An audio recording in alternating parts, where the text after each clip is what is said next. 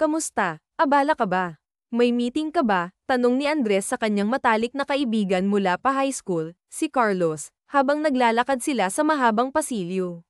Si Carlos ay abala sa pagbabasa ng isang papel. Susunod na lang ako mamaya sa inyo, sagot ni Carlos, na tila nahahabag sa kanyang gawain. Anak ng ina, lagi mo na lang sinasabi yan. Maraming mga babae doon. Ipapakilala kita. Hindi ka na ba mabata? Wala ka pang girlfriend, pamimilit ni Andres, na may ngiti sa kanyang mukha, tila nag-aalok ng isang pagkakataon na hindi dapat palampasin. Umalis ka na muna dyan. May meeting pa akong pupuntahan, sagot ni Carlos, na may halong pagod. Nang makalabas sila sa kanilang gusali, agad na sinuot ni Carlos ang kanyang sunglasses upang protektahan ang kanyang mga mata mula sa matinding sikat ng araw. Hindi tayo nabubuhay para sa trabaho lamang, Carlos. Sumama ka na, pangungulit pa ni Andres, puno ng sigla. Nasa akin ba ang pera mo at hindi ka makapunta sa bar ng mag-isa? Tanong ni Carlos, na tila nagiging seryoso. Inaalala lang kita. Nagseselos na nga ako sa trabaho mo. Lagi na lang yan ang inaatupag mo, at napapabayaan mo na ang pagkakaibigan natin, sagot ni Andres, na may bakas ng pagkabahala sa kanyang tono. Napakunot ang noo ni Carlos nang makita ang kanyang kaibigan na biglang ngumuso at nagpakyut na parang isang aso. Kinikilabutan ako sa mukha mo, giit ni Carlos, na nagsimulang maglakad patungo sa parking lot, ngunit hinarang siya ni Andres. Huwag mong sabihing binabaon mo ang sarili mo sa trabaho dahil hindi ka pa nakakapag-move on sa ex-girlfriend mo, pang-asar ni Andres, na may halong biro. Huwag mo nang isali ang nananahimik na tao dito. 8 years na ang nakakalipas, malamang ay may pamilya na si Isabela. Kaya pwede ba, tumahimik ka na dyan, sanggal ni Carlos, na tila nagagalit. Pero sa kalooban mo, nasasaktan ka pa rin.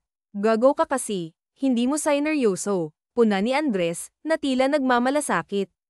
Napatigil si Carlos sa kanyang paglalakad at sinipa ang kaibigan. Siya lang ang sineryoso ko. Nagkasundo kaming maghiwalay dahil hindi kami pareho ng gustong gawin at hindi kami nagkakasundo.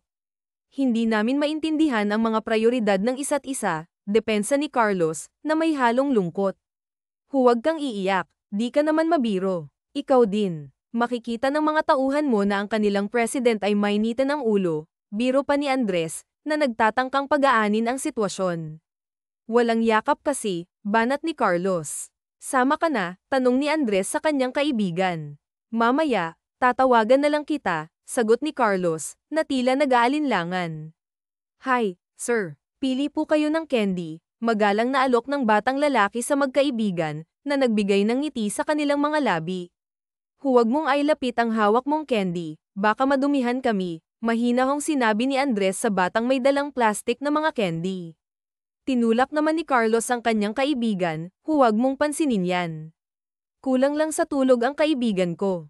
Magkano ba yung candy mo? Tanong ni Carlos sa bata, na may ngiti sa kanyang mukha. 10 Philippine pesos lang po ang isang plastic, masiglang sagot ng bata. Kumuha si Carlos ng 1,000 mula sa kanyang wallet at ibinigay ito sa batang lalaki. Wala po akong barya, sagot ng bata, na nagdulot ng ngiti kay Carlos.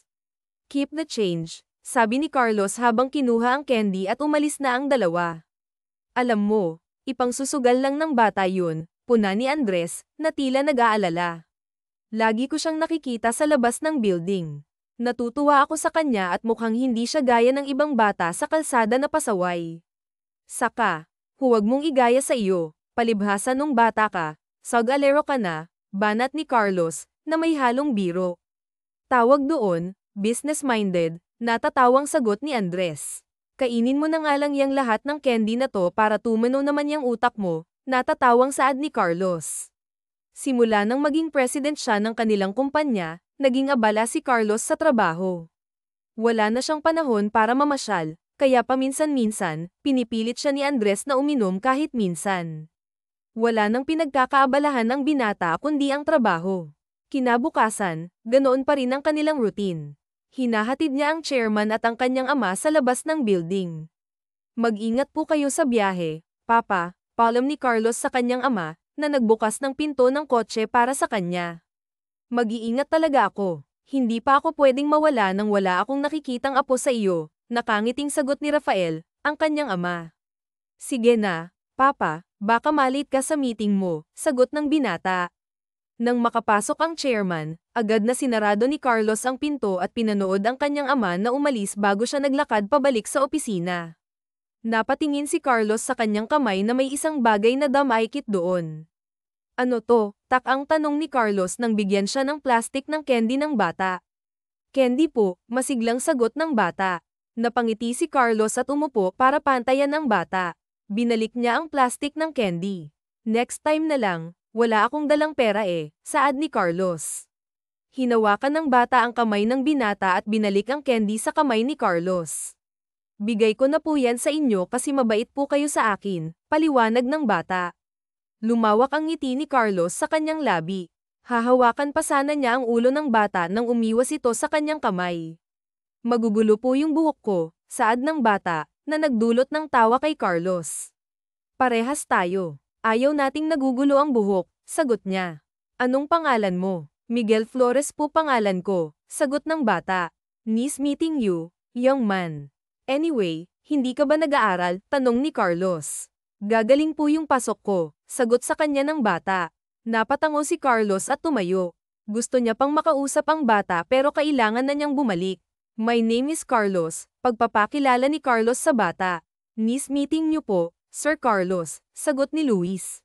Don't call me sir, call me Mr. Pogi, biro ni Carlos, na nagdulot ng tawanan. Ako rin, Pogi, sagot naman ni Luis, na nagbigay ng ngiti kay Carlos. Hindi mawala ang ngiti ng binata sa kanyang labi dahil sa bata. Okay, little Pogi, kailangan ko nang bumalik sa trabaho ko. Mag-ingat ka sa daan, and thank you sa candy, paalam ni Carlos. Bye-bye, Mr. Pogi. Tumalikod ang binata, dala ang plastic ng candy, upang pumasok sa loob ng building. Walang hilig si Carlos sa mga bata, ngunit sa tuwing nakikita niya si Luis, iba ang pakiramdam niya. Sumakay si Carlos sa elevator habang nakatingin sa plastic ng candy. Kailangan ko na yatang magkaanak. Nagkakahilig na ako sa bata, saad niya sa sarili, sabay hinga ng malalim. Tuwing nakikita siya ni Luis, binibigyan siya nito ng candy kahit walang bayad, na lalo pang ikinatuwa ni Carlos. Ngayon ay nasa bar siya. Ito ay hindi yung bar na maingay, masyadong kalmado ang lugar, na tama lang sa kanya dahil ayaw niya sa maingay na kapaligiran. Bakit kaya hindi maintindihan ni Princess na busy ako sa trabaho ko? Reklamo ng kasama niyang si Andres. Napangisi si Carlos. Wala man sila sa maingay na bar, may maingay namang kasama. Baka gusto ka ng palitan, yan lang ang way niya para maghiwalay kayo, biro ni Carlos. Swerte niya sa akin pogi na, mayaman pa. Saka di ako iiwan ito, ano? Patay na patay sa akin yan natatawang saad ni Andres. Ilang taon mo na yang niloloko, tanong ni Carlos. Ako ang pinaka-loyal at faithful sa earth, kahit may sayad ito sa ulo. Love ko to. Napainom na lang si Carlos ng alak dahil bigla siyang nag-curse sa kaibigan niya. Tumahimik ka na nga lang. Kinikilabutan ako sa iyo, sagot ni Carlos. Don't tell me, nai-inlove ka na sa akin, tanong ni Andres. Ang kapal mo ikaw yung may pagnanasa sa akin. Ganda pa naman ang katawan ko at ang gwapo ko, banat ni Carlos. Dahil sa ingay ng dalawa, pati ibang customer ay napapatingin na sa kanila. Tumahimik ka na, baka pinagkakamalan na tayong bakla dito, bulong ni Carlos. Tumahimik ang dalawa at nagsimulang magkwentuhan tungkol sa kanilang mga trabaho hanggang sa kailangan na nilang umuwi. Hindi naman sila nagpapakalasing ng sobra dahil pareho silang may trabaho ng maaga, ngunit habang nasa biyahe si Carlos, mabilis niyang naapakan ang preno ng kotse nang makita niya ang isang babaeng matagal nang hindi nakikita. Nasa kabilang kalsada ito, pero sigurado ang binata na si Isabela yun, nag-aabang ng masasakyan. Nais sanang makausap ni Carlos ang dalaga upang kumustahin siya, ngunit nang makababa siya sa kotse, siya namang pagsakay ng bus ni Isabela. Sa halip, sumakay na si Carlos pabalik sa kanyang kotse at huminga ng malalim, nag-iisip. 8 taon tayong hindi nagkita, ngunit 8 segundo lang ang tinagal ng ating muling pagkikita, saad niya sa sarili, na puno ng pagninilay-nilay. Halos walang tulog si Carlos dahil hindi maalis sa kanyang isip ang mga pangyayari kagabi. Kumusta na kaya siya? Tanong niya sa sarili, puno ng pag-aalala. Dahil wala namang magawa si Carlos sa kanyang opisina, nagpa siya siyang lumabas upang maghanap ng makakain. Hindi siya naghahangad ng espesyal na treto, kumakain siya sa mga lugar kung saan kumakain ang kanyang mga tauhan. Wala rin siyang ugaling palautos. Sa kanyang paglabas ng building, napansin agad niya si Luis na nagtitinda ng mga candy. Natutuwa siya sa bata dahil kahit maliit pa ito, sanay na itong magnegosyo. Naalala niya ang kanyang kabataan, kung saan madalas siyang nagbebenta ng tsokolate sa kanyang mga kaklase, ginagawa lamang ito dahil sa pagkabor. Mr. Pogi, tawag sa kanya ni Luis, na nagdulot ng ngiti kay Carlos. Bakit ang aga mo? Wala ka bang pasok? Tanong ni Carlos sa bata. Sabado ngayon, kaya wala po kaming pasok, nakangiting sagot ni Luis. Gusto mo bang samahan akong kumain dyan lang sa kabilang kalsada? Alok ni Carlos. Uuwi na rin po ako. Half day lang kasi si mama sa trabaho, kaya baka mapag-alitan ako kapag wala ako sa bahay, sagot ni Luis. Sige, next time na lang, saad ni Carlos sa bata, na may halong pag-unawa. Bye, Mr. Pogi, paalam ng bata. Nagdesisyon si Carlos na kumain na lang mag-isa. Sa paglipas ng araw, pumunta si Carlos sa lugar kung saan niya nakita si Isabela. Nagbabakasakali siya na muli silang magkikita, ngunit habang lumalalim ang gabi, wala siyang nakita kaya nagpasya na lamang siyang umuwi at magpahinga. Pagdating ng Lunes, karaniwan ay abala ang binata at naglalakbay sa iba't ibang lugar para makipag-meeting sa kanilang mga stakeholder. Nagmamadali siyang naglakad kasama ang kanyang sekretarya, tinatalakay ang mga kailangan nilang gawin. Ngunit bago siya makasakay ng kotse, nakita niya si Luis mula sa kalayuan na may kausap na matanda. Nagkasalubong ang kilay ni Carlos nang biglang tinapon ng lalaki ang mga candy na paninda ni Luis. Sir, kailangan na po nating umalis, sabi ng kanyang sekretarya nang balak sanang lapitan ni Carlos ang bata. Nakita niyang umiiyak si Luis, ngunit dahil sa kanyang mga nakatakdang gawain, sumakay na siya sa kanyang kotse. Sa buong meeting, ang umiiyak na mukha ni Luis ang patuloy na tumatakbo sa kanyang isipan. Kinabukasan, inabangan ni Carlos si Luis sa labas ng kanyang building. Halos kalahating oras siyang naghintay at nang makita niyang padating na si Luis, napangiti siya. Pero nawala ang kanyang ngiti nang may mga batang biglang umagaw sa candy nito. Ano ba? Ibalik niyo sa akin yan. Sabi ni Papa, kumuha lang daw kami ng candy, sagot ni Luis sa mga bata na sa tingin ni Carlos ay mas matanda sa kanya. Nilapitan ni Carlos ang mga bata at inagaw ang candy mula sa bully. Sa susunod na agawin mo pa ang tinda niya, ikaw ang aitat-inde ko, naiintindihan mo, banta ni Carlos sa bata. Isusumbong kita sa tatay ko, iyak ng bata sabay takbo. Napansin ni Carlos na may luha sa mata ni Luis kaya kumuha siya ng panyo. Huwag mong iiyakan yung mga batang yun, saad ni Carlos, na puno ng malasakit. Lagi kasi nila akong inaasar na wala daw akong tatay, umiiyak na sagot ni Luis. Binuhat ni Carlos ang bata, na sa tingin niya ay nasa 7 taong gulang pa lamang, kaya hindi ito ganoon kabigat. Sabihin mo na ako ang tatay mo, at kapag meron pang umawi sa'yo, dito isumbong mo sa akin. Sunod-sunod na palakpak ang narinig ni Carlos mula sa kanyang likuran at nakita ang kanyang kaibigan na si Andres. Hinahanap kita sa opisina mo. Heto ka pala't nagpapakabayaning tatay sa pool ube, biro ni Andres sa kanyang kaibigan. Bakit umiiyak si little boy? Wait, pinagdikit ni Andres ang mukha ni Carlos at Luis. Pwede kayong maging mag-ama, hawig kayo, biro pa niya. Binabanan ni Carlos ang bata at napansin din niyang may sugat sa tuhod ni Luis. Sinong may gawa niyan? Tanong ni Carlos na puno ng pag-aalala. Yung matanda kahapon, tatay ni Jerome. Inagaw nila yung candy ko, nakangusong saad ni Luis. Bata, pinapatulan ho. Little boy, ituro mo lang sa akin kung sino yun at susuntukin ko yung pagmumukha, saad ni Andres. Tumigil ka nga, Andres, seryosong sabi ni Carlos. Biglang nakaramdam ng inis si Carlos at tila umiinit ang kanyang ulo dahil sa nalaman. Kalma, bakit parang magliliyab ka na? Bumalik na tayo sa opisina, aya ni Andres sa kanyang kaibigan. Umuwi ka, bibilhin ko na lahat ng tinda mo, saad ni Carlos sa bata. Papa, yan oh. Ibebenta daw niya ako, sumbong ng bata. Biglang tumakbo si Luis papunta sa likod ni Carlos upang magtago. Bakit mo pinaiyak ang anak ko? Ang bata-bata pinapatulan mo, sigaw ng lalaki kay Carlos. Kumalma ka, Manong. Hindi mo yata kilala yung sinisigawan mo, Awat ni Andres sa lalaki. Tumahimik ka, gusto mo bang kayong ibenta ako, banta ng lalaki.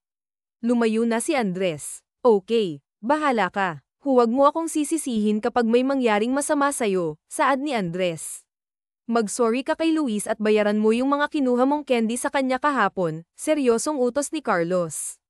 Bakit ko naman gagawin yun, matapang na wika ng lalaki. Hinarap ni Carlos si Luis at pinatalikod ito. Alam na ni Andres ang susunod na mangyayari kaya binuhat niya ang bata. Isang malakas na sipa ang ibinigay ni Carlos sa lalaki dahilan ng pagtamba nito. Ayoko nang malaman na nalalapit ka pa kay Luis. Hindi lang yan ang makukuha mo, banta ni Carlos. Tumalikod siya at lalapitan na sana si Luis, ngunit tumayo ang lalaki upang sugurin si Carlos. Isang malakas na sipa sa dibdib ang ginawa ni Carlos. Binalaan na kasi kita, black belter sa taekwondo yan, saad ni Andres. Umalis na sila sa lugar at pinapasok ni Carlos si Luis sa kanyang building upang doon muna ito. Kapag ginulo ka pa ng lalaking yun, sabihin mo sa akin, saad ni Carlos sa bata. Sige po, masayang sagot ng bata. Kumuha si Carlos ng first aid upang gamutin ang sugat ng bata. Ilang oras nang tumambay si Luis sa office ng binata hanggang sa kailangan ng umuwi ng bata.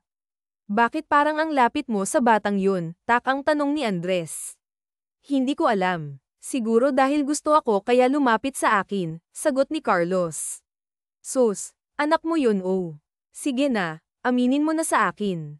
Hindi ko naman ipagsasabi, biro ni Andres. Binato ni Carlos si Andres ng ballpen. Tumigil ka. Paano ako magkakaanak? Sino naman nanay nun? Saka kung may anak ako, hindi ko ipapakita sa iyo. Hoan mo pa ng ubo ng utak mo, banat ni Carlos. Kung magkausap kayo, parang wala kayo sa office, napaayos ng upo ang magkaibigan nang lumitaw si Joven. Hi, Uncle Joven. Guwapo mo ngayon ah, bati ni Andres kay Joven. Papa, anong ginagawa mo dito? Takang tanong ni Carlos sa ama.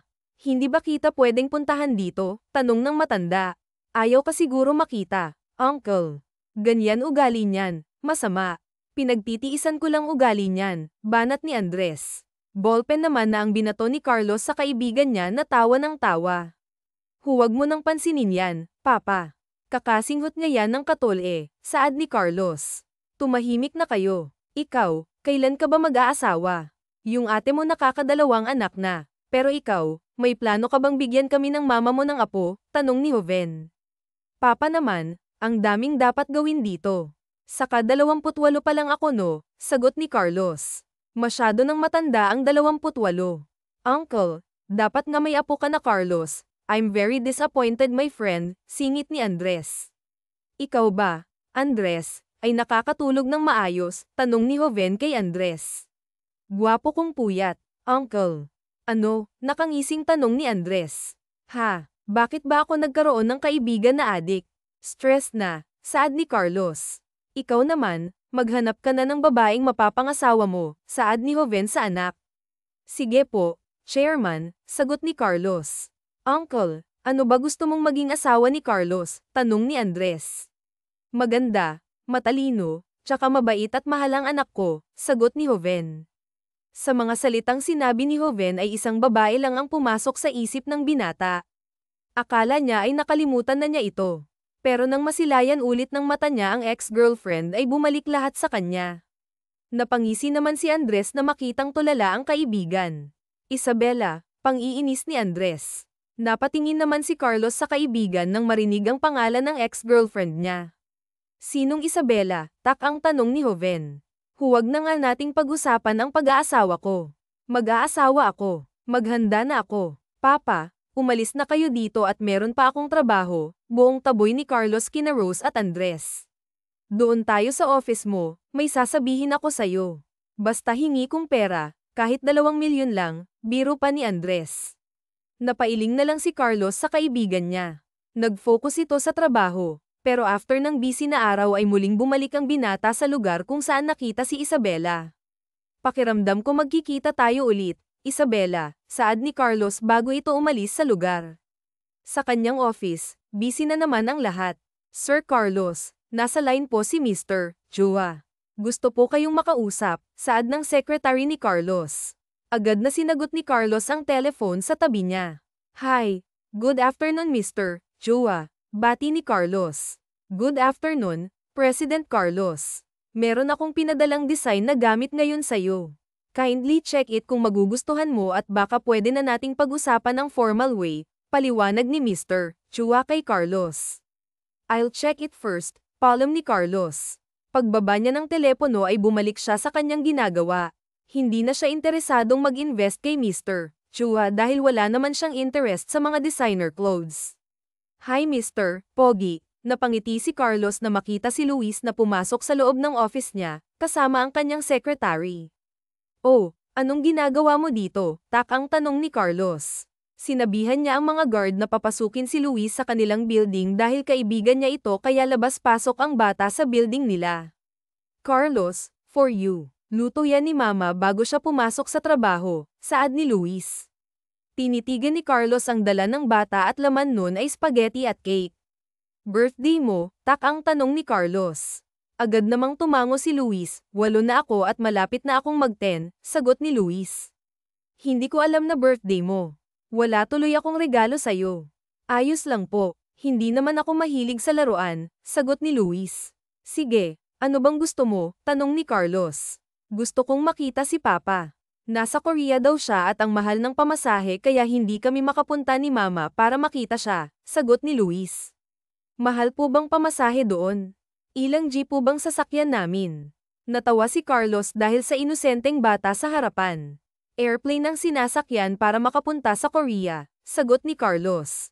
Ayokong sumakay sa airplane. Takot ako sa mataas, sagot ni Luis.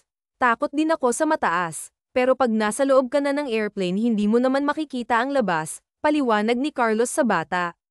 Talaga, magtitinda po ako ng maraming candy para meron na po kaming pamasahe ni Mama, nakangiting sabi ni Luis. Pag merong time ang mama mo, sabihin mo magkita kami. Ako na ang magbibigay ng pamasahe nyo sa Korea, offer ni Carlos. Biglang tumakbo si Luis palapit kay Carlos. Sabayak talaga po makikita ko na si Papa. Tsaka mayayakap ko na siya, masayang tanong ni Luis. Yes, dahil binigyan mo ako ng spaghetti at yun ang regalo ko sa'yo, sagot ni Carlos. Thank you po Mr. Pogi, masayang saad ni Luis. Saglit lang ang tinagal ni Luis sa office ni Carlos dahil kailangan ng magtrabaho ni Carlos.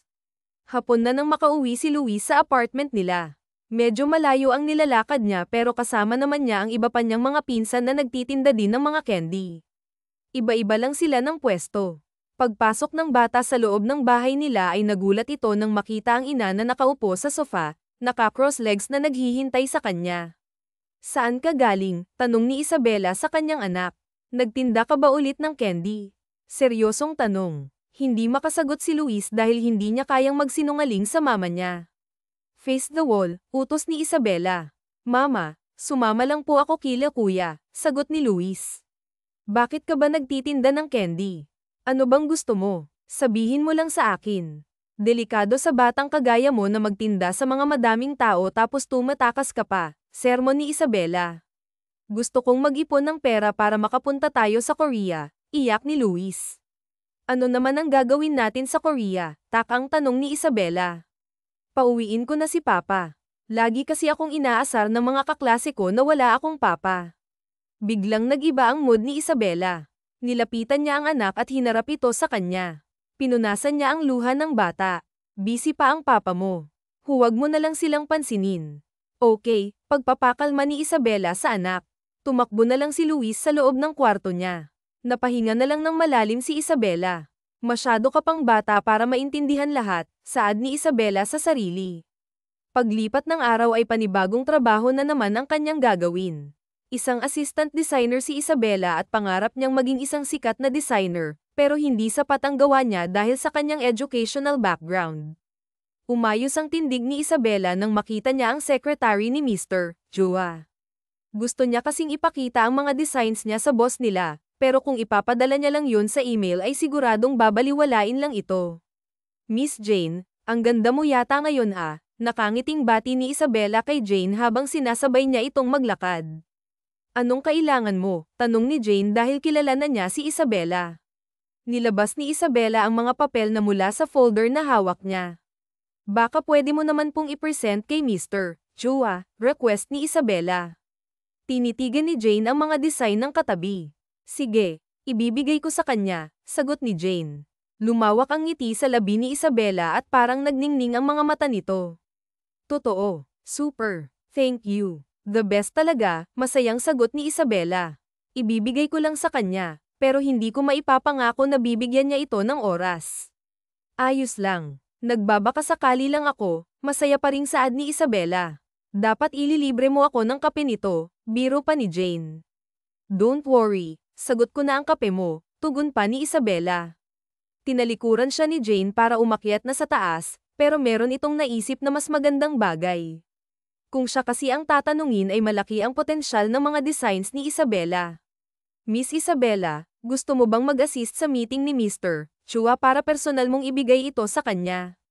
Meron ding ibang mga designers and investors ang kasama. Ikaw na lang ang gumawa ng paraan kung paano mo ito maipapakita sa kanila, suggestion ni Jane. Agad na lumapit si Isabela sa secretary. Hindi ba ako mapapag-alitan? Alalang tanong ni Isabela. Ano ba naman ang mapapag-alitan kung pangarap mo naman ang kapalit? Nakangising sagot ni Jane. Hinawakan ni Jane ang kamay ng dalaga at binalik ang papel kay Isabela. Kung hindi kay Mr. Chua, baka sa iba may kumuha ng design mo. Alam mo naman na hindi nakukuha sa charm si Mr. Chua, paliwanag pa ni Jane. Send ko na lang sa'yo yung details, dagdag niya. Salamat talaga Miss Jane, ngumiti lang si Jane. No worry, sagot sa kanya bago umalis ang sekretarya. Matapos nga ng ilang araw ay hindi binaygo ni Jane si Isabela. Sinend dito ang details. Sa oras ng meeting ay pumunta si Isabela ng maaga sa meeting room para iayos niya ang mga gagamitin. Paimpol niyang nilagay ang design niya sa mga documents. Wala siyang ibang intensyon kung hindi ang ipakita lang ang gawa niya. Nagsimula na ang meeting at nakita ni Isabela ang isang babae na merong dalang mga tubig. Miss, sa loob ba yan? Tanong ni Isabela. Opo, sagot agad nito sa kanya at balak nang pumasok sa loob pero mabilis na hinarang ni Isabela ang babae. Pwede bang ako na lang yung magdala? Utos kasi ni Mr. Chua na walang ibang tao ang papasok sa loob, paliwanag ni Isabela. Sige po, ikaw na lang po, sagot nito sa kanya. Kinuha ni Isabela ang plastic na merong laman ng bote ng tubig. Agad siyang pumasok sa loob, dahan-dahan lang ang mga galaw niya dahil mga bigatin ang mga kamiting ni Mr. Chua. Hindi siya makatingin ng maayos sa mga tao sa loob dahil bukod sa sobrang lakas ng tibok ng puso niya sa kaba, isa-isa na niyang binigyan ang mga stakeholders ng tubig. Pero nanlaki ang mata niya nang paglapag niya ng tubig sa table ng isang lalaki ay nakita nitong tinitingnan ang design niya. Thank you. Natigilan si Carlos nang paglingon niya sa nagbibigay ng tubig ay ang babaeng matagal na niyang hindi nakikita. Napaatras naman si Isabela nang makita ang lalaki. Ilang taon na niyang hindi nakikita. Napatingin ang lahat sa dalawa nang biglang tumayo si Carlos sa babae na hindi inaalis ang tingin kay Isabela. President Carlos, is there something wrong? Tak ang tanong ni Mr. Chua. President, tak ang tanong ni Isabela. Kumusta? Unang salitang nasabi ni Carlos. Okay lang, mabilis na sagot ni Isabela. Umalis na siya sa harapan ni Carlos at pinagpatuloy ni Isabela ang pagbibigay ng tubig. Nang lumabas si Isabela ay agad naman na lumabas si Carlos para sundan ang kanyang ex-girlfriend, pero paglabas niya ay nawala agad ang dalaga. Hawak-hawak pa rin ni Carlos ang papel kung saan nakalagay ang design ni Isabela. President, hinihintay po kayo sa loob, tawag kay Carlos. Huling tingin sa paligid ni Carlos para hanapin si Isabela, pero maski anino man ay hindi na niya nakita pa kaya bumalik na lang ito sa meeting. After ng presentation ay hindi nakita ni Carlos ang design na hawak-hawak niya. Bakit wala ta? Tak ang tanong ni Carlos. Tumingin ang lahat kay Carlos. Tinitigan nila ang sinasabi ni Carlos, pero wala naman yun sa mga design na ipapakita. Wala namang interest si Carlos para pumunta dito, pero pinilit siya ng kanyang ate na pumunta para maging proxy nito, pero yung design na hawak niya ay hindi maalis sa kamay niya. Baka po ay scratch lang yan, sagot kay Carlos. Hindi ito mukhang scratch. I like the design. Ipapakita ko to sa ate ko, sagot ni Carlos. Sa amin yan Hindi lang nasama sa presentation, sagot ni Mr. Chua. Gusto kong makausap yung designer, saad ni Carlos. Okay President Carlos, Magbibigay kami ng ibang schedule para sa meeting mo sa aming designer, sagot ni Mr. Chua. Tumango na naman si Carlos. After ng meeting ay sinubukan niya pang maglibot sa building nila Mr. Chua para hanapin si Isabela, pero dahil sa kailangan na niyang umalis ay hindi na niya nagawa pang makita ang kanyang ex-girlfriend. Pag-uwi ng bahay ni Isabela ay nakita niyang anak nitong naglalagay ng pera sa kanyang piggy bank. Napahinga ng malalim si Isabela dahil alam niyang nagtinda na naman ito ng candy sa kalsada. Tapos mo na ba yung assignment mo? Tanong ni Isabela sa anak. Biglang tinago ni Luis ang piggy bank nito sa kanyang likuran dahil sa gulat. Opo, Mama, sagot ni Luis. Tara nga dito. Huwag ka na kasing magtinda sa kalsada ng mga candy. Bibigyan na lang kita ng pera, saad ni Isabela sa anak nang makalapit ito sa kanya. Mag-aral ka ng mabuti para matupad mo yung mga pangarap mo. Ano bang gusto mo paglaki? Tanong ni Isabela. President, mabilis na sagot ni Luis. NBI Pinas, ang tanong ni Isabela. Mabilis na umiling si Luis. Nang malaking building, sagot ng bata. Napangiti naman si Isabela. Huwag ka nang magtinda at mag-focus ka na sa pag-aaral para someday maging president ka, paliwanag ni Isabela. Sige po, Mama, masiglang sagot ng anak. Hinawakan ni Isabela ang ulo ng anak at ginulo ang buhok nito. Napangiti naman si Luis sa bakasyon sa ina. Si Isabela lang ang pinapayagan ng bata na makahawak sa kanyang ulo. After nilang mag-usap ng mag-ina ay kumain na sila ng dinner at natulog na. Paglipas ng araw ay nagpatuloy sa pagtatrabaho si Isabela. Sino ang may gawa nito? Napatingin ang lahat ng merong sumigaw sa office nila. Nanlaki ang mata ni Isabela nang makita ang design niya. Bigla naman itong kinabahan dahil baka nasira niya ang meeting kaya siya pinapahanap ngayon. Wala, tanong pa. Biglang lumitaw si Jane kaya napayuko si Isabela. Lalo siyang kinabahan nang lumapit sa kanya si Jane. Nakalimutan mong lagyan ng signature ong design mo, saad ni Jane. Nilapitan siya ng tauhan ni Mr. Chua kaya napapikit ito. Ikaw ba ang may gawa nito? Tanong sa kanya. Oo po, nahihiyang sagot ni Isabela. Pinapatawag ka ni Mr. Chua sa taas. Napahinga ng malalim si Isabela. Sinama siya ng tauhan ni Mr. Chua sa office at nadatnan niya ang CEO na nakaupo. Sir Chua, tawag ni Isabela. Saong designer, ang tanong ni Mr. Chua. Yes sir, sagot ni Jane. Maupo ka, offer ni Mr. Chua sa kanya. Hindi alam ni Isabela kung ano ang ipapalusot niya. Nag-iisip na rin ito ng mga sasabihin sa CEO at isa rin ay nag-iisip na rin ito kung saan pwedeng mag-apply pag natanggal siya sa trabaho. Gagawin kita sa isa naming designer, will you accept it? Offer ni Mr. Chua. Napataas ang dalawang kilay ni Isabela at para itong nabingi sa narinig. Po, tanong ni Isabela. One of our future investor wants your design. Maybe he saw your potential at gusto kanyang ikaw ang gumawa ng mga designer clothes, paliwanag ni Mr. Chua. Napahawak naman sa bibig si Isabela at hindi makapaniwalang tumingin kay Jane. Are you serious po sir? May mag-o-offer sa design ko, hindi makapaniwala ang tanong ni Isabela. Tumango ang CEO sa kanya kaya lalong lumawak ang ngiti ng dalaga. This is not yet final. Pero kung makukuha mo ang unang investor, gagawin kitang permanent designer ng ating company. If magiging maganda ang career mo, I will promote you to higher position. Hindi mapigilan ni Isabela ang maluhad dahil sa saya dahil yung pangarap niya ay mukhang matutupad na nito. I will try my best po, walang paglagyan ng saya na saad ni Isabela. No, do your best. Malaking investment ang mangyayari kung makukuha natin sila, saad ni Mr. Chua. Nilahad ng CEO ang kamay niya para makipag-shake hands kay Isabela. Wala namang sinayang na oras si Isabela at tinanggap ang kamay ng kanilang boss. Paglabas niya ng office ay hindi maalis ang ngiti sa labi ni Isabela. Para siyang nananaginip sa mga nalaman niya. Sobrang saya ng puso ko, kinikilig niyang saad. After ng working hour ni Isabela ay uuwi na ito, pero dahil sa magandang balita ay bibili siya ng ice cream para sa anak niya at fried chicken. Isabela, napalingon si Isabela sa kanyang gilid nang marinig niya ang pangalan niya. Natigilan siya nang makita ang lalaking pamilyar sa kanya. Wow, ikaw nga, shit, masayang saad ni Andres. Agad itong lumapit sa babae para tingnan ng malapitan. Ang ganda mo pa rin napatingin naman si Andres dahil babayaran na ni Isabela ang bibilhin nito. Ako na dyan. Libre ko na sayo, binayaran ni Andres ang pagkain na binili ni Isabela. Thank you, sagot ni Isabela. Aalis na dapat si Isabela pero hinaranggan siya ni Andres. Hindi mo ba ako natatandaan? Best friend ako ng ex-boyfriend mo, pagpapakilala ng binata. Nagmamadali kasi ako, Andres, palom ni Isabela.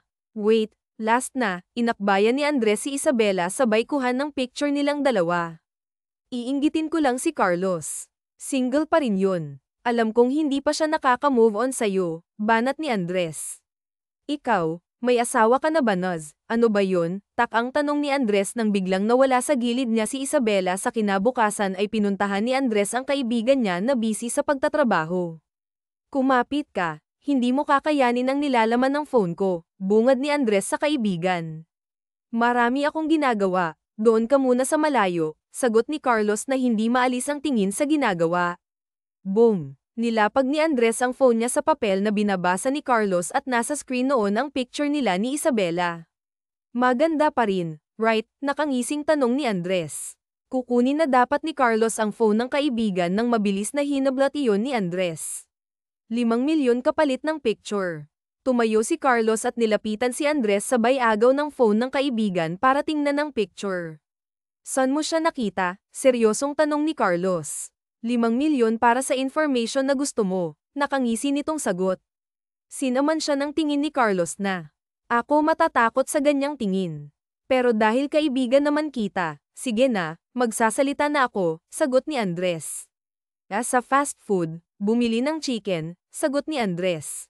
Pero alam mo, dama ko, as in feel ko na may galit siya sa iyo, saad ni Andres. Bakit? Meron ba siyang sinabi tungkol sa akin? Takang tanong ni Carlos. Hindi. Sinabi kong kaibigan mo ako biglang nawala. Parang nandidiri sa iyo, biro pa ni Andres. Galit siya sa akin. Nagkita kami sa company ni Mr. Chua. Bigla na lang siyang lumayo nang makita niya ako, sagot ni Carlos. I told you, nandidiri siya sa iyo, banat ni Andres. Tumahimik ka. Baka naduduwal sa pagmumukha mo kaya nilayuan ka. Bawi ni Carlos sa kaibigan. Swerte nga niya at nakita niya ang mukha ko. Ano? Sagot ni Andres. Pakiramdam ko talaga, meron kang ginawa dati kaya mailap siya sa iyo, sabi ni Carlos. Babero ka ano? Grabe, kung sino pa yung pangit, siya pa yung mga babero, pailing-iling na saad ni Andres. Huwag mo akong itulad sa iyo. Maayos kaming naghiwalay nung college, baka busy lang siya kaya siya nagmamadaling umalis, paliwanag ni Carlos. Okay, sabi mo eh. Kwento mo yan, very good ka dyan, sagot ni Andres. Lunchtime, bumaba ng building si Carlos para kumain. Medyo late na ang pagkain niya. Paglabas niya ng building ay nakita niya si Luis na nagtitinda na naman ng candy sa labas. Pogi, sigaw ni Luis nang makita siya. Automatic na ang ngiti ng binata sa tuwing nakikita niya ang bata. Gusto mo pong candy? Tanong ni Luis. Hindi. Gusto kong kumain, samahan mo ako, aya ni Andres.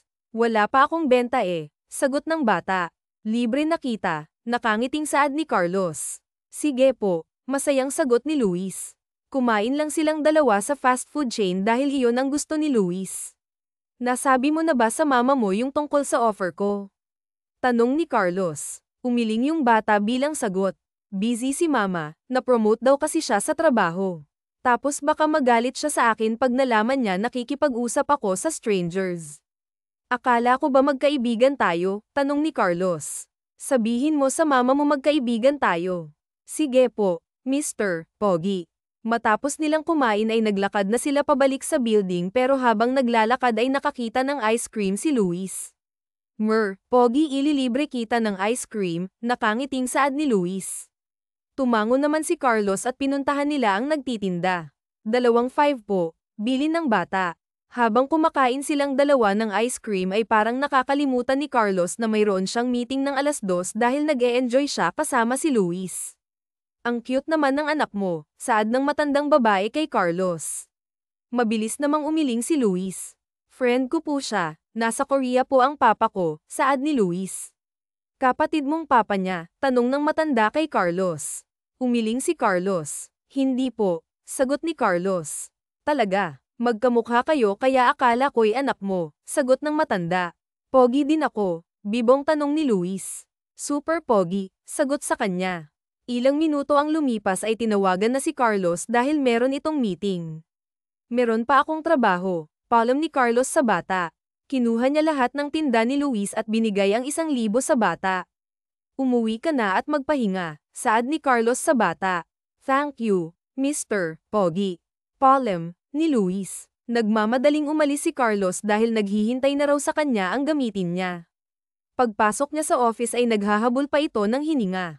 I'm sorry, meron akong ginawa, Isabela, gulat na tawag ni Carlos.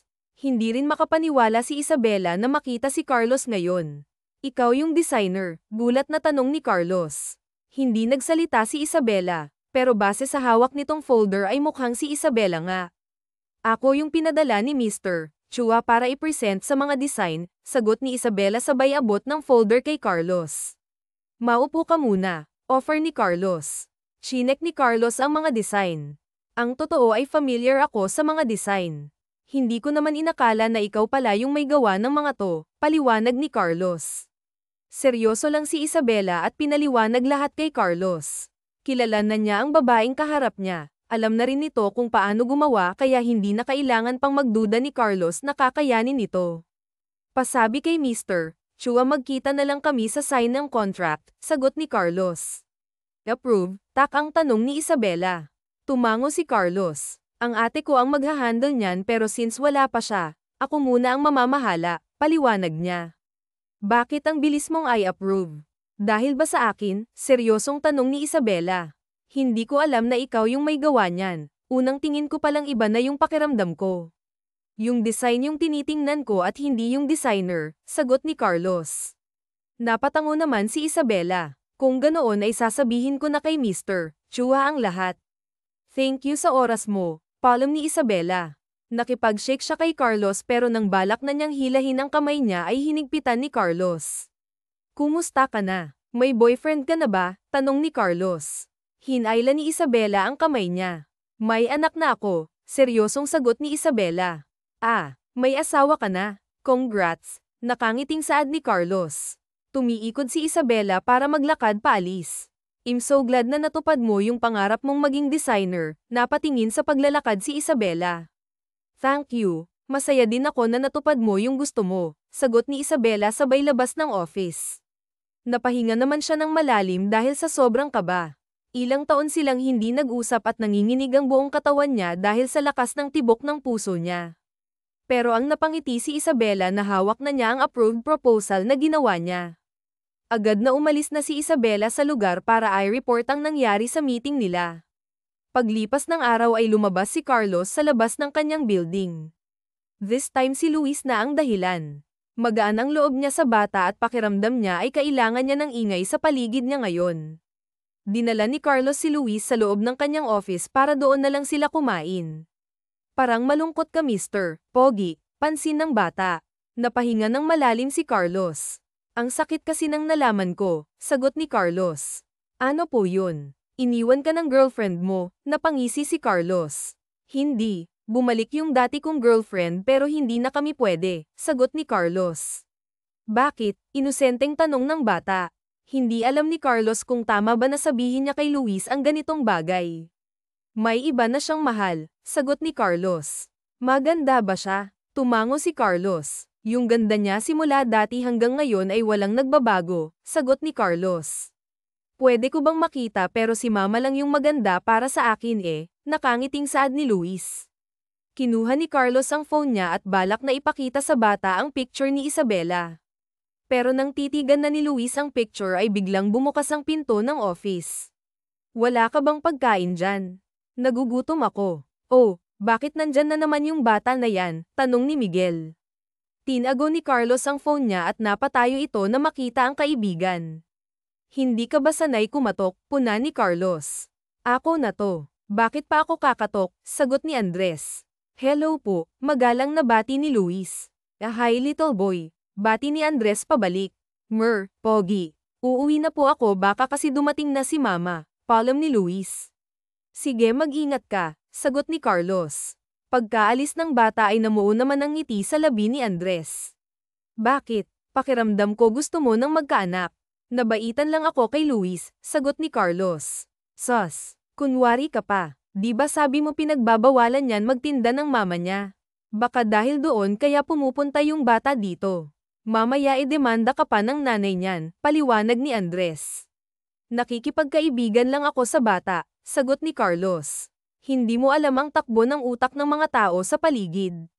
Mamaya gamitin pa yung bata para pahirapan ka lalo na't nag-offer ka papuntang Korea, saad ni Andres. Ginagaya mo yung mga tao sa utak mo, banat ni Carlos. Ako na isang concerned citizen lang.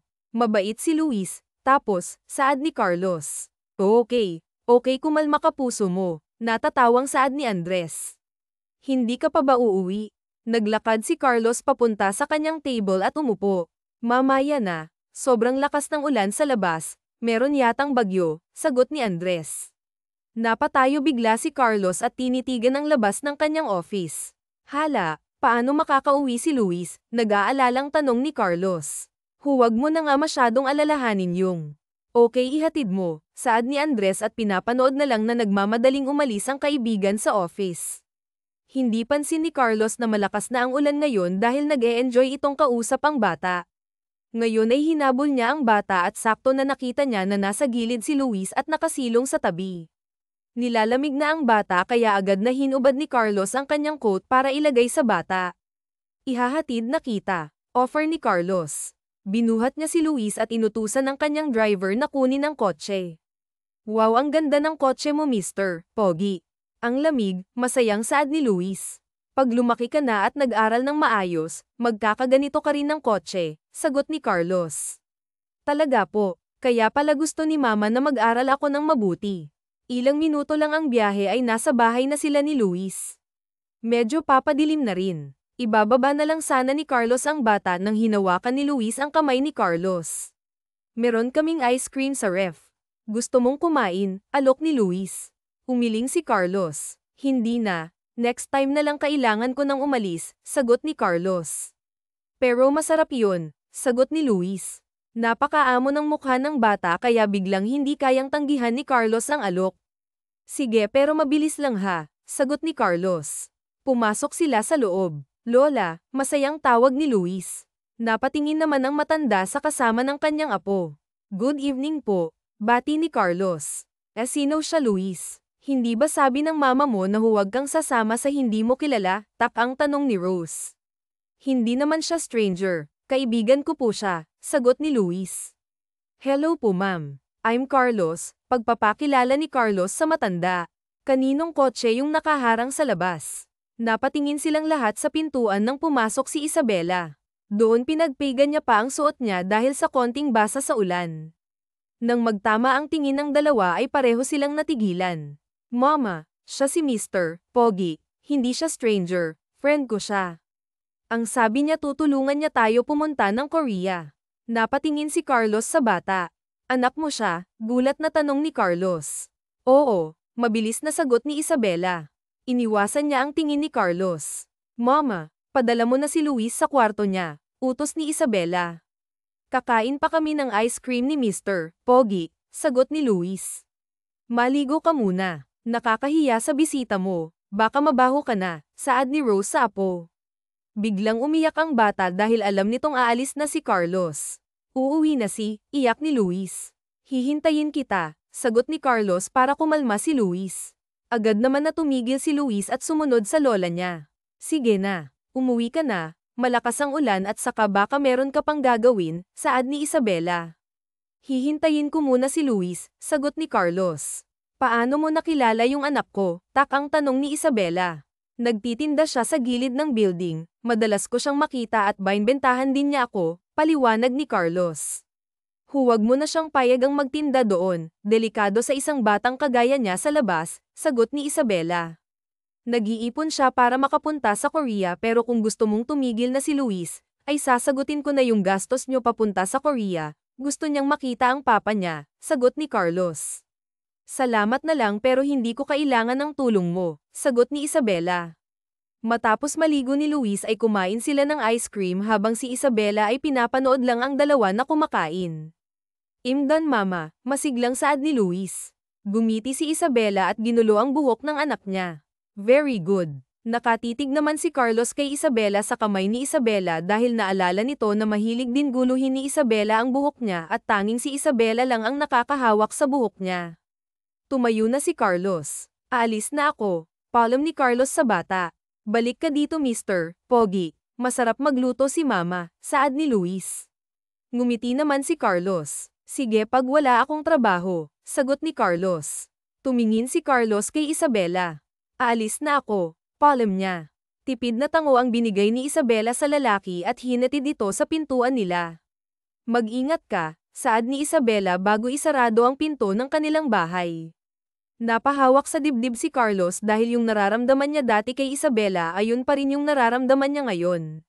Nagkita ulit sila. Lumipas ang araw pero hindi lumilipas sa isip ni Carlos si Isabela. Sobra itong nanghihinayang bigla sa kanilang pinagsamahan na dalawa pero ngayon ay mananatili na lang sa alaala ang lahat.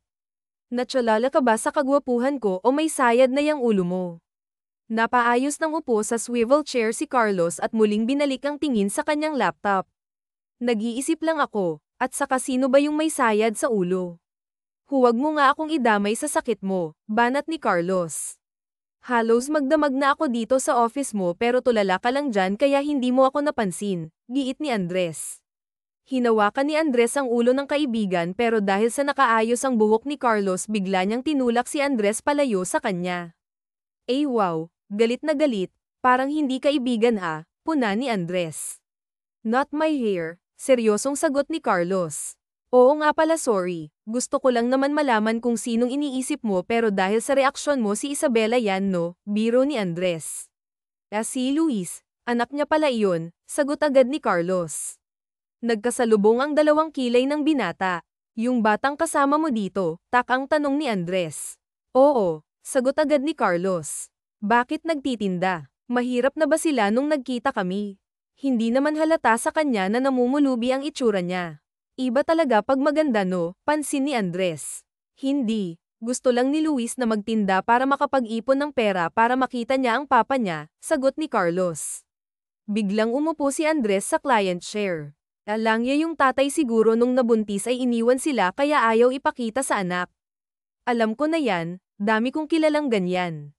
Dapat sa mga lalaking iniiwan ng girlfriend nila after nabuntis ay putulin ang karapatang mabuhay sa mundo. Hindi natin alam yung story kaya tumahimik ka na dyan, saad ni Carlos. Grabe parang ang malas niya nung iniwan mo siya. Hindi na sumagot si Carlos dahil sa nararamdaman niya ngayon ay mukhang siyang minalas. Sa bahay nila Isabela habang nagdodrawing si Isabela ay lumapit ang mama niya sa kanya. Sinira ng anak mo, wala naman daw papa niya, baka hindi daw sa pupunta sa family day, saad ni Rose. Napatingin si Isabela sa card na punit-punit. Pwede naman tayong pumuntang tatlo pero ako lang yung walang papa, iyak ni Luis, nakakalabas lang sa kanyang kwarto. Ikaw na ang kumausap, saad ni Rose. Hindi kasi makakarating ang papa mo, sagot ni Isabela.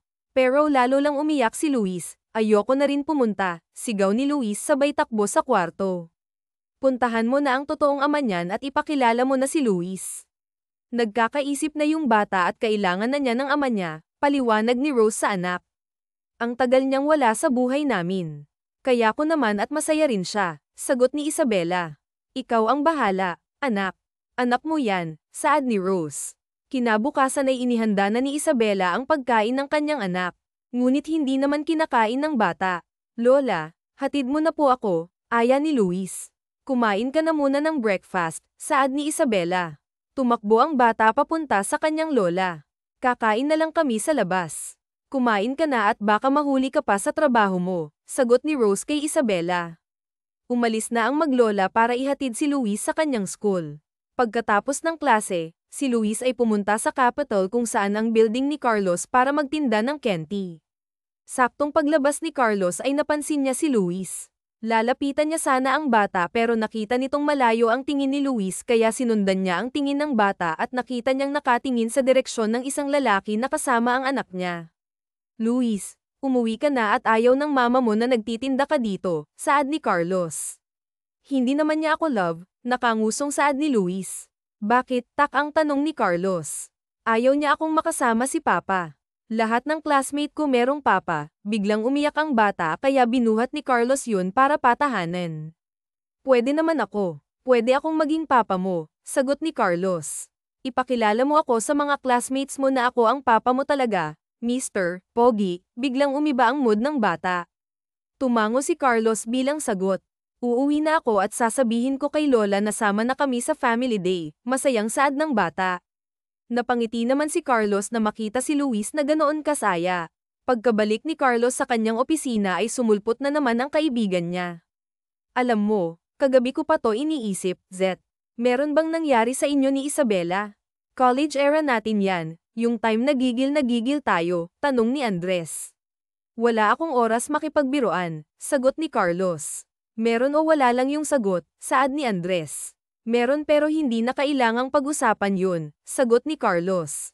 Are you sure na hindi sa'yo si Luis? Tanong ni Andres. Napatigil sa ginagawa si Carlos at tinitigan ng kaibigan. iPad na mo si Luis, malapit ka sa kanya. Baka lukso ng dugo at magaan ang loob mo sa kanya na parang tunay mong anak dito na pala ako hindi ko man lang alam, banat ni Andres. Gusto ko na siyang magsabi sa'yo, seryosong sagot ni Carlos. iPad na mo. Hindi niya yun sasabihin sa'yo dahil iniwan mo sila. Pakiramdam ko nga galit siya sa'yo napahinga ng malalim si Carlos. Naghirap siya kaya naiintindihan ko kung galit siya sa akin, sagot ni Carlos. Ako na lang magpapa, sagot ni Andres. Huwag kang mangingialam. Bumalik ka na sa trabaho mo, utos ni Carlos. So hahayaan mo na lang na magtinda yung anak mo sa labas. Mukhang pulubi sa labas pero not knowing na siya pala yung third generation ng pamilya mo, paliwanag ni Andres. Madami pa akong ginagawa, sagot ni Carlos. Pangit mo ka bonding, giit ni Andres bago umalis. Nakatingin sa laptop ang mata ni Carlos pero iba ang nililipad ng isip nito. Hindi na niya kailangan iPad na yung bata dahil gusto niya na kay Isabela mismo manggagaling ang lahat. Sa office ni Isabela, abala ito sa kanyang trabaho dahil ngayon palang magsisimula ang karera ng kanyang career hanggang sa nakatanggap ito ng tawag mula sa hindi kilalang number. Is this Miss Isabela del Mundo? Kaano-ano niyo po ba si Miguel Flores? Tanong mula sa kabilang linya. Yes po, sagot ni Isabela. Secret hospital po ito. Kailangan niyo pong puntahan ang anak niyo dahil naaksidente po siya, saad kay Isabela. Napatigil sa ginagawa si Isabela at parang binuhusan ng malamig na tubig ang buong katawan niya. Hindi na malaya na tumatakbo na pala siya palabas at agad na humanap ng sasakyan para makapunta sa ospital. Pagkapasok niya sa loob ay si Carlos ang nakita niya sa tapat ng emergency room. Type O yung bata, kailangan niyang masalinan ng dugo. Bago pa maubusan ng dugo ang bata, siblings and parents lang ang compatible sa kanya, saad ng doktor kay Carlos. Napatingin si Carlos kay Isabela na naluluhan na. Type B ako, umiiyak na sagot ni Isabela. Saan sa Korea yung tatay ni Luis? Ipapagamit namin yung private plane para makauwi siya dito agad. Napatingin si Carlos kay Isabela nang hawak siya nito. Dok, siya po yung tatay, saad ni Isabela. Ako, tak ang tanong ni Carlos. Ipapahanda ko na ang lahat, sagot ng doktor bago ito umalis. Bakit hindi mo sinabi sa akin agad? Seryosong tanong ni Carlos. Kailangan na ng dugo ng anak mo. Mag-usap na lang tayo pag okay ng lahat, natatarantang sagot ni Isabela. Mama, anong ginagawa mo dito? Natigilan si Isabela na makita si Luis na tumatakbo palapit sa kanya at hindi niya alam kung saan nagmula. Luis, tumakbo at nilapitan ng bata. Chinek niya ang katawan ng bata kung mayroon ba itong sugat. Bakit ka po umiiyak? Nadapa lang naman po ako. Dinala ako ni Mr. Pogi dito sa ospital para gamutin ang sugat ko, nakangiting saad ni Luis. Napatingin naman si Isabela kay Carlos. Marami pa akong oras para makinig, saad ni Carlos. Pagkatapos nilang pumunta sa ospital ay dinala ni Carlos ang mag-ina sa bahay nila. Binigyan siya ng kape ni Isabela at hindi alam kung ano ang sasabihin dito. Bakit? Tanong agad ni Carlos. Kalmado lang ito dahil gustong makinig sa lahat ng salitang sasabihin ni Isabela sa kanya. Ilang linggo bago ka umalis ay nalaman kong buntis ako kay Luis. Hindi na kita inabala dahil bukod sa hindi kita matatawagan tak, ay alam kong busy ka na sa pag-aaral mo, paliwanag ni Isabela. Hindi mo natapos yung college. Naghiwalay tayo dahil gusto nating tuparin ang mga pangarap natin. Si Luis na yung pangarap ko, putol sa kanya. Hindi kita pagbabawalan na lapitan pa siya pero baka hindi niya maintindihan na yung lalaking kaibigan niya lang dati ay tatay niya pala, paliwanag ni Isabela. Gusto mo pa rin ba ako? Tanong ni Carlos. Hindi ko alam pero sa tuwing nakikita ko si Luis, naaalala kita. Pakiramdam ko nga hindi tayo naghiwalay pero para sa sagot ng tanong mo kung gusto pa rin kita, I don't know, kalmadong saad ni Isabela. Meron ka na bang girlfriend o asawa? Tanong ni Isabela. Napangisi lang si Carlos. Rose sabay iling, I find it na hindi pa ako ready sa iba, sagot niya sabay tingin sa mata ni Isabela. Iniwasan naman yon ni Isabela at tinitigan lang ang hawak na baso. Dumating ang family day. Naghanap ng oras si Carlos para sa kanyang anak. Masaya ang nangyari. Nag-enjoy sila sa event lalo na si Luis dahil pakiramdam ng bata ay meron na siyang papa talaga. Mr. Pogi, thank you po. Pinalitan mo si Papa, masayang saad ni Luis. Napatingin si Carlos kay Isabela sabay buhat kay Luis. Call me Papa, nakangiting saad ni Carlos. Papa, tawag ni Luis. Lumawak ang ngiti ni Carlos sa kanyang labi nang marinig yun kay Luis. Parang sobrang saya ng puso niya na matawag na Papa ni Luis. I'm your Papa, saad ni Carlos at niyakap ang anak. Nasa Korea po ang papa ko, sagot ni Luis. No, nandito ako. Pwede mo akong makita kahit anong oras mo gusto, saad ni Carlos. Mama, totoo bang sinasabi niya na siya yung papa ko? Tanong ni Luis agad na tumango si Isabela bilang sagot. Napayakap naman si Carlos sa kanyang anak. Hindi na ako lalayo, bulong nito. Biglang umiyak si Luis kaya nataranta si Carlos. Oh, why are you crying? Nag-aalalang tanong ni Carlos. Luis, you are a big boy na. Why are you crying? Tanong ni Isabela. I love my papa, iyak nito. Cute, I love you din, sagot ni Carlos. Pagkatapos nila sa school ay kumain muna sila bago umuwi sa bahay. Hinatid ni Carlos ang mag-ina niya sa bahay. About the project, I will talk to my sister about it, saad ni Carlos. Please, huwag mo akong tulungan. Gusto ko tong gawin mag-isa, sagot ni Isabela. Mahirap, I know, pero kaya ko, putol ni Isabela. Napatango naman si Carlos kay Isabela. Kilala niya ang kaharap niya. See you, paalam ni Carlos bago umalis ng bahay. Matapos ang ilang buwan, patuloy lang ang magandang relasyon ng tatlo. Madalas na rin silang nagkikita hanggang sa si Carlos kasama ang anak sa fashion show na isa sa artist ay si Isabela. Gawa ng mama mo, turo ni Carlos kay Luis habang nagsisimulang lumabas ang mga model na suot ang design ni Isabela. Super ganda, puri ni Luis. Pagkatapos ng event ay pinuntahan ni Luis at Carlos si Isabela na merong bulaklak. Binigay ni Luis ang bulaklak. You are so galing mama, puri ni Luis. Thank you my baby, sabay halik kay Luis. Congrats, bati rin ni Carlos. Thank you, sagot ni Isabela. Nag-e-expect si Carlos na yakapin or bigyan din siya ng halik ni Isabela pero binalik nito ang atensyon kay Luis hanggang sa nahatid na niya ang mag-ina niya pero hindi pa rin mapakali si Carlos. Mag-ingat ka sa daan, saad ni Isabela. Tumalikod na ito para pumasok sa loob ng bahay. Wait, nilapitan ni Carlos si Isabela at tinitigan sa mga mata nito. Hindi ko na kaya, saad niya sabay yakap kay Isabela. Pwede ba? Pwede ba akong manligaw ulit? Tanong ni Carlos. Bakit? Napakawalay sa yakap si Carlos at tinitigan ang seryosong mukha ni Isabela. Hindi naman alam ni Carlos kung paano siya magsisimula dahil mahal pa rin. Bakit ka pa manliligaw? Meron na tayong anak, putol ni Isabela.